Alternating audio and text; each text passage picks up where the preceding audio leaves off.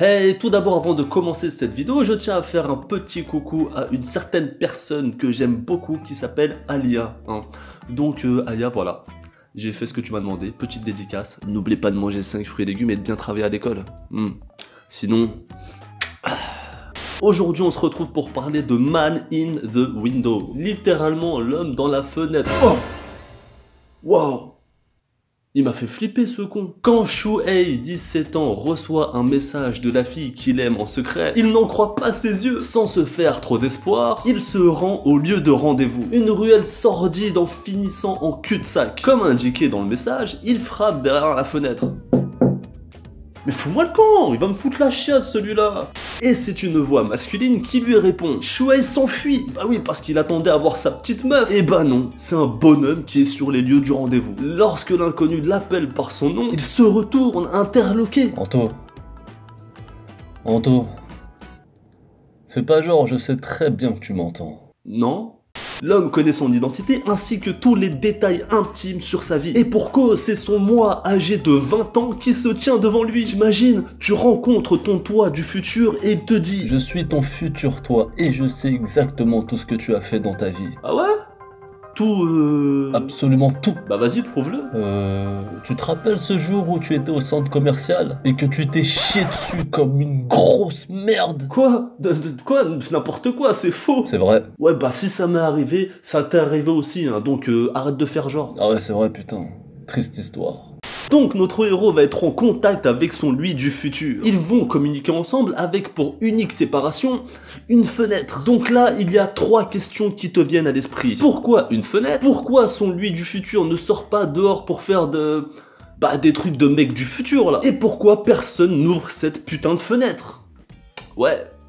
Logique. Eh bien, on nous explique vaguement que cette fenêtre a une sorte de pouvoir temporel et qu'elle est scellée. Aucun autre détail là-dessus les 2 premiers tomes. Visiblement, Mirai Shuhei a pour objectif de modifier son passé et va passer par une série de tests pour voir si les actions de... comment on dit Shuhei du présent là en japonais? Qu'est-ce que j'en sais? Il y a écrit Google Trad sur mon front. Ouais. Putain. On dit Genzai. Merci. Donc il va passer une série de tests pour voir si les actions de Genzai Shuhei va avoir des conséquences sur sa vie directement. Donc sur la vie de Mirai Shuhei. Et si tu sais pas ça veut dire quoi Mirai, ça veut dire futur. Comme Mirai Trunks, Trunks du futur. Donc là Shuhei du futur.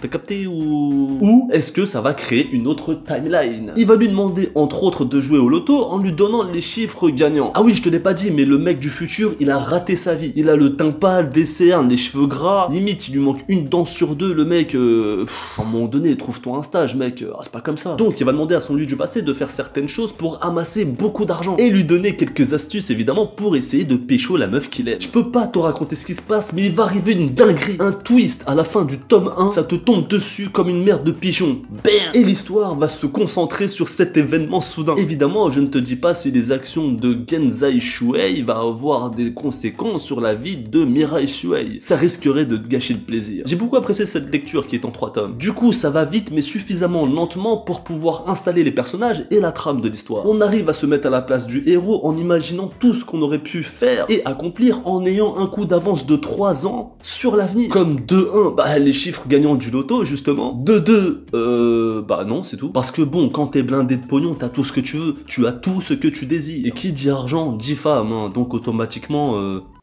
si, vous êtes des michetonneuses. Toutes. C'est une boutade, évidemment, je ne le pense pas, mesdames et mesdemoiselles. Et les non-binaires. Je rigole. Ah si, tu le penses vraiment. De quoi? Il faut immédiatement que tu arrêtes ce genre de vanne sur YouTube, sinon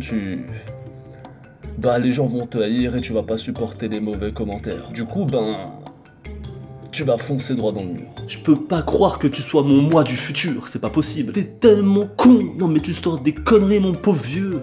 En termes de dessin, c'est de l'excellent travail. On a le droit à des décors et à des personnages ultra réalistes. Tiens, regarde. Voilà, une très belle paire de chaussures. Une boutique dans la ville de Tokyo, il me semble. Hein. Ah oui, je reconnais lui. Putain. C'est en fait à moi. Donc si tu connais pas Man in the Window, je te conseille de te pencher sur ce cas. Et si tu veux plus d'infos, tu vas dans la description, il y a tout. Frérot, sérieux, faut que tu rentres chez toi maintenant, c'est chiant là. J'aimerais bien, mais je peux pas. Mais je m'en fous, casse-toi. À vrai dire, je sais pas comment faire pour rentrer.